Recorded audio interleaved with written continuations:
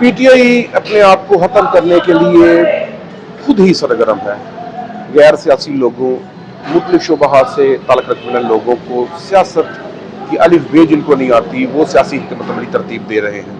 کسی بندے میں کوئی سینس نہیں ہے، سمجھ نہیں ہے کہ سیاسی حکمت عملی، انٹرنیشنل میڈیا میں گفتگو، ان سب معاملات کو کس طرح ٹیکل کرنا ہے. اور ابھی تو سونے پر سہاگا کہ ان کی جو بالکل سیاسی بصیرت نہیں رکھتی وہ اب آگے آگے اچھل چل کر آ رہی ہیں. نرین صاحبہ، عظمہ خان صاحبہ اور علیمہ خان صاحبہ یہ مطلب میڈیا پر جو بیانات دے رہی ہیں اس کا بڑا نقصان ہونے والا ہے. خصوصی طور پر تحریک انصاف کو. ابھی انڈیا کے ساتھ جو انہوں نے ایک انٹرویو کیا اس میں انہوں نے بس لمٹ کراس باتیں کی، جو ان کے من میں آیا بس بول دیا انہوں نے، اور اس کا نقصان پاکستان کو اٹھانا پڑ سکتا ہے انٹرنیشنل میڈیا کے حوالے سے. صرف باقی پاکستان اس کو ٹیکل کر لے گا انشاءاللہ.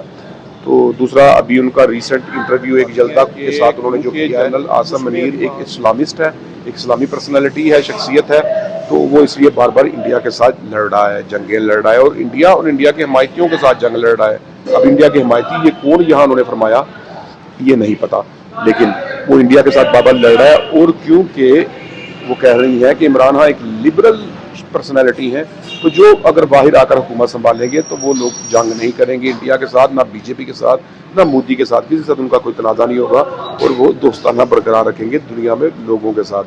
یہ اب وہ انٹرنیشنل میڈیا کو اس طرح سے وہ ٹرول کر رہی ہیں، گھما کر اپنی بات کر رہی ہیں کیونکہ ان کو سیاسی بصیرت نہیں.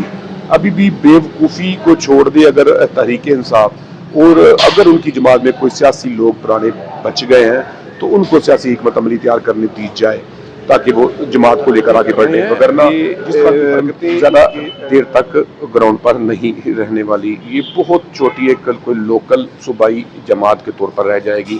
اب اس میں غصہ کرنے والی بات نہیں کہ آپ لوگ کہیں کہ اس کے بارے میں یہ بات کرو، یہ حقیقت ہے. جماعت سوائے سوشل میڈیا پر ان کی جماعت بڑی تگڑی ہے، وہ بڑا تگڑے سے کام کرتے ہیں کیونکہ وہ اپنے اپنے مفادات کے لیے، اپنے اپنے چکروں کے لیے، اپنے اپنے پیسوں کے لیے، اپنے اپنے ویوز کے لیے، اپنی ویڈیوز کے لیے، ان چیزوں کے لیے وہ کام کر رہے ہوتے ہیں. تو وہ کیونکہ اپنے ساتھ تو ملس ہوتے ہیں نا، وہ ان چیزوں کو آگے غلط طریقے سے بڑھا کر لوگوں سے ہمدردیاں بٹور کر وہ جو سوشل میڈیا والے ہیں وہ اس کو چلا رہے ہیں جیسا بھی گندا مندہ چلا رہے ہیں. اس کے علاوہ گراؤنڈ پر تحریک انصاف کی سیاسی حکمت عملی بالکل فیل ہے کیونکہ کوئی سیاسی بندہ بچا ہی نہیں.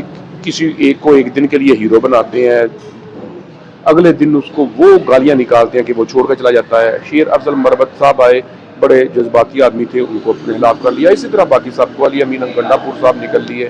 سہیل افریدی نے کیا کارکردگی کی؟ کچھ بھی نہیں. کہیں سے اچھی تو علی امین گنڈا پور کر رہے تھے، لیکن نہیں، اس کو لے کے آئے کہ بڑا اگریسو ہے، یہ ایسے کر دے گا، وہ ویسے کر دے گا. ان کو صرف اگریسو لوگ چاہیے، گالم گلوچ والے لوگ چاہیے، ان کو سیاسی بصیرت والے لوگ ہی نہیں چاہیے.